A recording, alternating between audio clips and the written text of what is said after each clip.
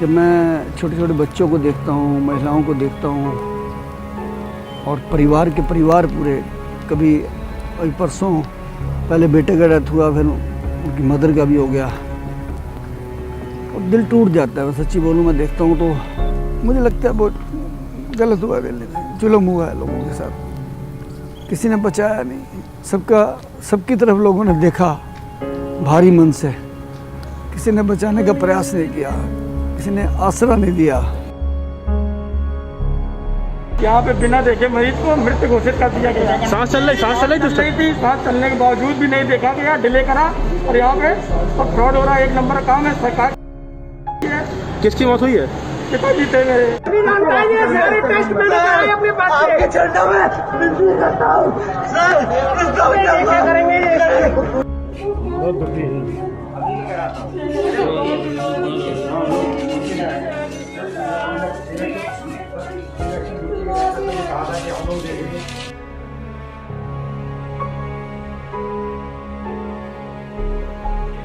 से 2 बजे से खड़े हुए, अभी 2 बजने वाले हैं थोड़ी देर में। अभी तक ऑक्सीजन में 2 पेशेंट मर चुके हैं आरोग्य हॉस्पिटल में। वहाँ से प्रेशर आ रहा है बार बार।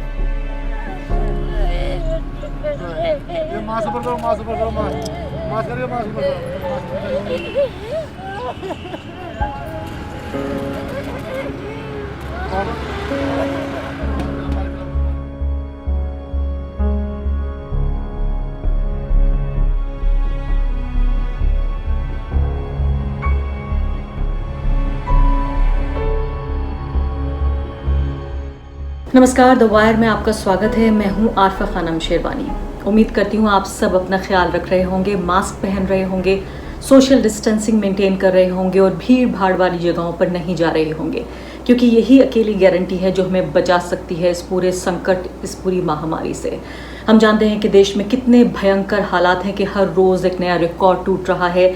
आज भी नया रिकॉर्ड टूटा है, 3000 से ज़्यादा मौतें दर्ज हुई हैं और 3.6 लाख 3,60,000 मामले दर्ज हुए हैं। एक ग्लोबल रिकॉर्ड है अपने आप में ये, और उससे भी ज़्यादा उत्तर प्रदेश ने भी एक नया रिकॉर्ड बनाया है 246 मौतों का। और जाहिर हम जानते हैं कि ये मौतें और ये तमाम आंकड़े हैं, ये जो सरकारी आंकड़े हैं, इससे कई गुना ज़्यादा लोग शिकार हो रहे हैं, संक्रमित हो रहे हैं और उनकी मौत भी हो रही है।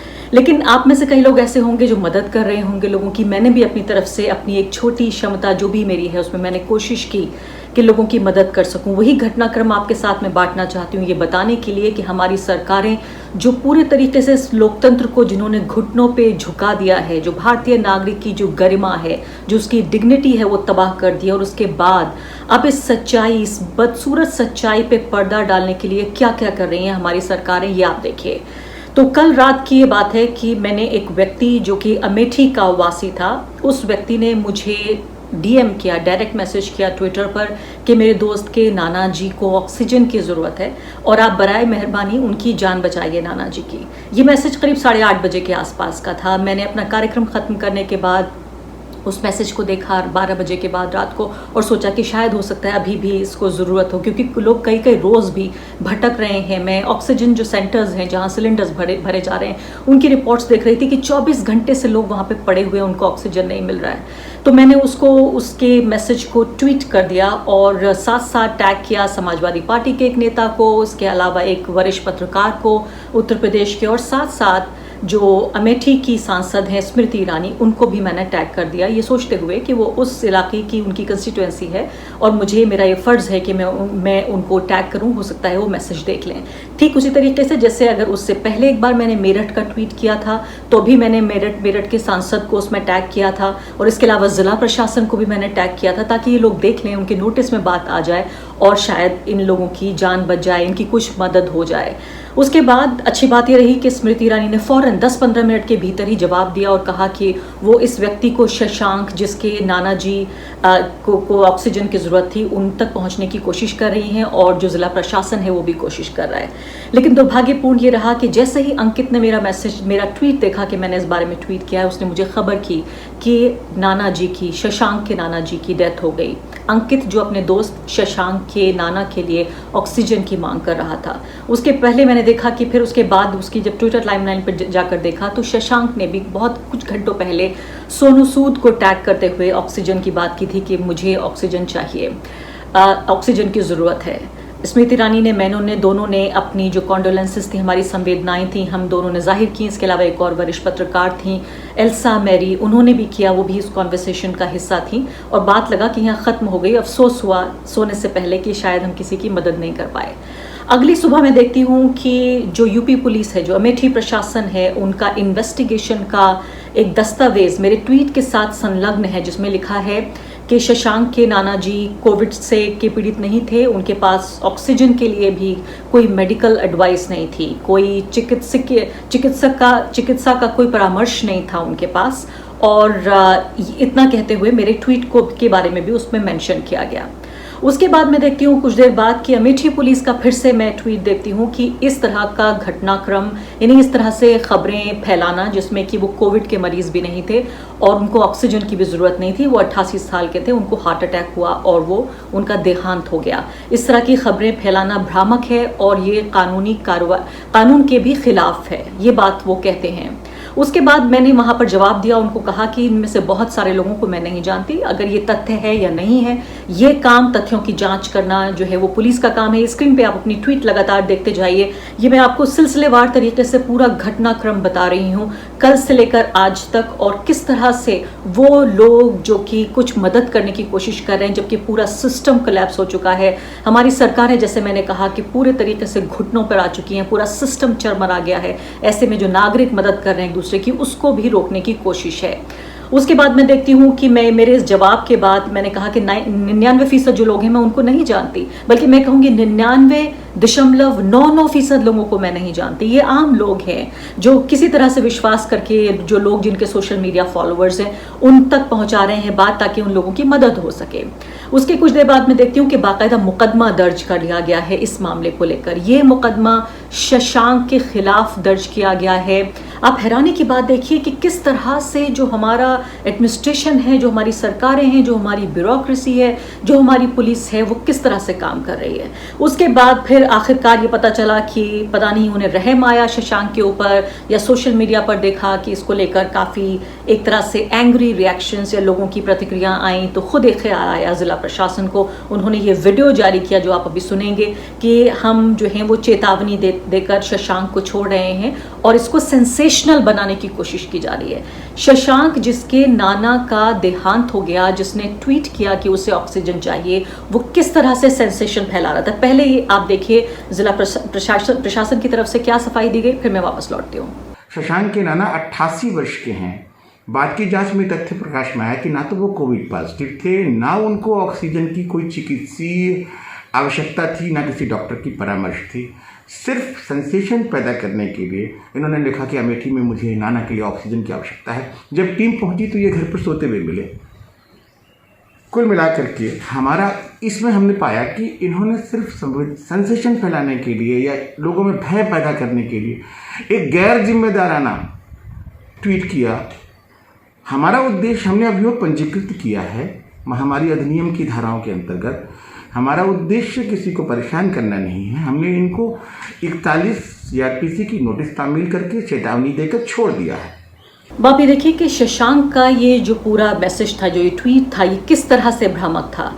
ना तो उसने इस बात का जिक्र किया कि कोविड का शिकार हैं, कोविड से संक्रमित हैं उसके नाना जी, ना मेरी ट्वीट ने इस बात का कहीं जिक्र किया कि उन्हें कोविड है। हो सकता है शशांक जो है वो जो ऑक्सीजन, बहुत सारी चीज़ों में, बहुत सारी बीमारियों में इस तरह की ज़रूरत पड़ती है कि ऑक्सीजन की हमें दरकार हो सकता है ऑक्सीजन उसे मिल भी रही हो लेकिन उसके पास पैसे ना हो, ये भी हो सकता है। यानी बहुत सारी वजह हो सकती हैं कि लोग गुहार के लिए आते हैं, ट्विटर पर, खासकर फेसबुक पर आते हैं और लोगों से मदद की गुहार लगाते हैं। हमें नहीं मालूम, क्योंकि शशांक के ऊपर आप समझ रहे होंगे इस पूरे 24 घंटे के दौरान क्या कुछ गुजरी है। और कहीं ना कहीं मैं सोच रही थी कि अपने को दोषी मान रही थी कि मैंने आखिर क्यों ये ट्वीट कर दिया, और उसकी जान को एक तरह से एक आफत आ गई कि सोचिए पुलिस, थाना, इस सब में वो गरीब शशांक जिसकी कि खुद नाना का देहांत हो गया है, वो सबसे भी होकर गुजरना पड़ रहा है। तो ये किस तरह से मान लिया जाए। भारत में कानून है जिसे कहा जाता है द गुड समैरिटन लॉ, वो लॉ इस तरह से प्रोटेक्ट करता है उन लोगों को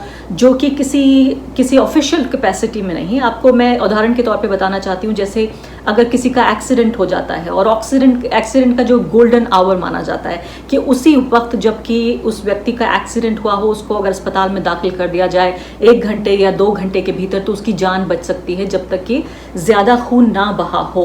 तो इससे पहले कि ये कानून बना था, सुप्रीम कोर्ट ने इसको लॉ का फोर्स दिया था। उससे पहले अक्सर आपने देखते रहे होंगे आपके लोगों ने मदद करना बंद कर दिया था, क्योंकि अगर आप अस्पताल में दाखिल करें तो ये होता है कि पहले आप कानूनी कार्रवाई का हिस्सा बनिए, कैसे एक्सीडेंट हुआ, कैसे ये दुर्घटना हुई। तो इस सब से बचाने के लिए 1996 में ये गुड समैरिटन लॉ बनाया गया, जो कि इस तरह के जो वॉलंटियर्स हैं, जो भले लोग हैं, जो सिर्फ मानवता के तहत लोगों को बचाने की कोशिश कर रहे हैं, उनको प्रोटेक्ट किया जा सके कि इमरजेंसी सिचुएशन में उन लोगों की मदद की जा सके। तो उनको एक तरह से लीगल प्रोटेक्शन दिया जाता है, लॉ सूट्स और जो एक तरह की लायबिलिटी यानी कि कानूनी जो बोझ है उससे बचाने के लिए ये उनको किया जाता है ताकि उनको प्रोटेक्ट किया जा सके। और जो लाइफ डेथ सिचुएशंस हैं, जिंदगी और मौत का सवाल जहां पर होता है वहां पर लोग फिर भी खुली तबीयत से, खुले दिल से लोगों को बचा सकें।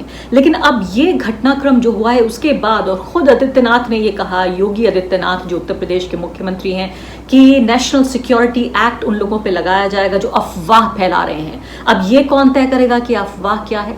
इसके अलावा उन्होंने कहा लोगों की प्रॉपर्टी जब्त की जाएंगी जो अफवाह फैलाने की कोशिश कर रहे हैं।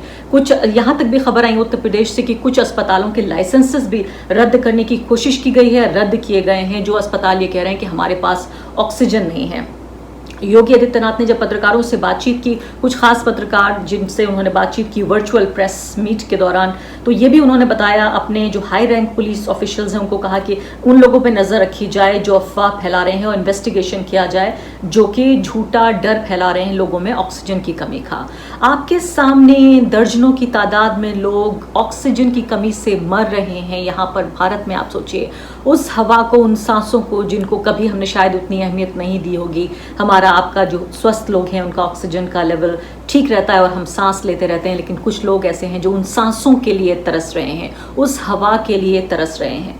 तो आप ये देखिए कि इसके बाद अब कितने लोग ऐसे होंगे जो वाकई लोगों की मदद करना चाहेंगे, और इसके अलावा कितने लोग ऐसे होंगे जो अपनी समस्या को उठाने के लिए, किसी के साथ शेयर करने के लिए वाकई सोशल मीडिया का सहारा लेने आएंगे, क्योंकि सबको इस बात का खौफ लगा रहेगा कि हो सकता है कि एडमिनिस्ट्रेशन इसको भी अफवाह मान ले। और ये सब कुछ किया जा रहा है सरकार की छवि को बचाने के लिए। सरकार की जो छवि है, सरकार की जो इमेज है, वो लोगों की जान से भी ज़्यादा कीमती है, और इसीलिए वो ये चाहते हैं कि जो टाइमलाइंस पर, ट्विटर पर, फेसबुक पर, टाइमलाइंस पर तमाम जो दर्द की, आह की जो कराहें हैं वो सब खत्म हो जाएं, क्योंकि पहले सरकारें फेल हो गईं, उसके बाद आम नागरिक जो एक तरह से एक सपोर्ट सिस्टम एक जो तैयार किया है, एक बुनियादी सपोर्ट सिस्टम जो एक दूसरे को मदद करने के लिए, उसको भी आम नागरिक से छीन लेना चाहते हैं। इसी कड़ी में एक और खबर ये भी है कि साकेत गोखले जो कि आरटीआई एक्टिविस्ट हैं, वो इलाहाबाद हाई कोर्ट में उन्होंने अपनी अपील दर्ज की है। उसमें कहा है कि यूपी गवर्नमेंट को रोका जाए कि कोई भी कदम नागरिकों के खिलाफ ना उठाया जाए, वो नागरिक जो कि अपील कर रहे हैं, ऑक्सीजन देने की मांग कर रहे हैं सोशल मीडिया पर। उन्होंने ये भी कहा कि जो वॉलंटियर्स हैं, जो आम लोग काम कर रहे हैं, उनको भी, जो कोविड-19 के जो पेशेंट्स हैं उनकी मदद कर रहे हैं और जो फैमिलीज़ हैं उनको भी इससे बचाया जाए, उसके प्रोटेक्शन के लिए भी उन्होंने कहा है कि जो इन्फॉर्मेशन कलेक्ट कर रहे हैं ऑक्सीजन की, मेडिसिन अवेलेबिलिटी के सोशल मीडिया के प्लेटफॉर्म जैसे फेसबुक है, ट्विटर है, इंस्टाग्राम है, व्हाट्सएप है, इस सब पर जो है वो उनको प्रोटेक्शन दिया जाए, ये उन्होंने कहा है इलाहाबाद हाई कोर्ट से। और आप ये सोचिए कि ये बुनियादी अधिकार है किसी भी नागरिक का, जो राइट टू लाइफ है, और इसके अलावा जो राइट टू फ्री एक्सप्रेशन है कि वो अपने को खुलकर जाहिर कर सके। ये दोनों बुनियादी अधिकार हैं जो भारत के संविधान ने दिए हैं, और इस आदेश से यूपी सरकार के दोनों आदेशों का उल्लंघन होता है। इससे पहले इलाहाबाद हाई कोर्ट ने यूपी सरकार को कड़ी फटकार भी लगाई थी, जिसमें ये कहा कि अब ये खुला सच है कि उत्तर प्रदेश सरकार 2020 के अंत तक कोविड-19 की व्यवस्थाओं को लेकर लापरवाह हो गई थी। सभी बड़े शहरों में स्थिति बद से बदतर हो चुकी है। हम साफ साफ ये कह रहे हैं कि हम सरकार की किसी भी पेपरबाजी को बर्दाश्त नहीं करेंगे, क्योंकि अब ये बात हम जानते हैं कि लापरवाही बरती गई है। उत्तर प्रदेश सरकार का ध्यान महामारी से ज़्यादा पंचायत चुनाव पर था। आपको याद होगा कि जब कुछ पत्रकारों ने यह अफवाह उड़ाने की कोशिश की थी कि हार्वर्ड यूनिवर्सिटी से जो उत्तर प्रदेश सरकार है उसके कामकाज की तारीफ हुई है, बाद में ये पता चला कि कोई हार्वर्ड की स्टडी नहीं थी कि किस तरह से उन्होंने माइग्रेंट जो पूरा ये क्राइसिस है कोविड-19 का लेकर, और जो माइग्रेंट क्राइसिस हुआ था यूपी में, उसको हैंडल किया। बल्कि ये एक गुड़गांव बेस्ड इंस्टीट्यूट था, उसकी ये स्टडी थी जिसको ये बताया गया कि ये हार्वर्ड की स्टडी है, इसका आपस में कोई लेना देना नहीं था। मैं वही सोचती हूँ कि ये पत्रकार ज़रा एक बार जाके महोदय फिर देखें कि इस तरह से हैंडलिंग हो रही है उत्तर प्रदेश में कोविड-19 से, जो हर तरह का जो संकट उभर रहा है वो। तो हाई कोर्ट ने भी फटकार लगाई है। अब ये जो साकेत गोखले हैं ये भी इन्होंने मूव किया है अब इलाहाबाद हाई कोर्ट। उम्मीद की जा सकती है कि अब इन दोनों ये जो घटनाक्रम हमारे सामने पेश आ रहा है इसके बाद से कुछ हालात बेहतर होंगे, क्योंकि आप यकीन जानिए कि जो कुछ भी खबरें उत्तर प्रदेश या वो तमाम जो बदतरीन तरीके से जो प्रभावित हैं राज्य, उनसे जो खबरें आ रही हैं वो एक माशा भर भी एक बहुत ही छोटा हिस्सा है जो कुछ उत्तर प्रदेश और बाकी राज्यों की जनता सह रही है। पत्रकार भी बड़ी तादाद में, उनको भी बड़ा खतरा है, चाहे उनके स्वास्थ्य को खतरा हो या उनके जीवन को खतरा हो, और बहुत कम ऐसे पत्रकार हैं जो ग्राउंड पर जाकर इसका कवरेज कर रहे हैं। और आप विश्वास कीजिए गांव देहात में तो शायद ही पत्रकार हैं जो जा पा रहे हैं और असली खबरें हम तक ला पा रहे हैं। तो इस खासकर पूरी तस्वीर के मद्देनज़र ये और भी ज़्यादा अहम हो जाता है जो नागरिक हैं वो बिना डर के, बिना खौफ के सोशल मीडिया का इस्तेमाल कर सकें, और जो लोग उनकी बात आगे बढ़ाने की कोशिश कर रहे हैं उनको भी धमकाया ना जाए, उनको भी डराया ना जाए, ताकि ये भले लोग जो मदद करने की कोशिश कर रहे हैं ये मदद करते रहें और कुछ नागरिकों का कम से कम भला हो पाए। द वायर के और वीडियोस देखने के लिए सब्सक्राइब करें और बेल आइकन पर क्लिक करें। स्वतंत्र पत्रकारिता की आर्थिक मदद करने के लिए डिस्क्रिप्शन में दिए गए लिंक पर जाएं और अपनी राशि चुनें।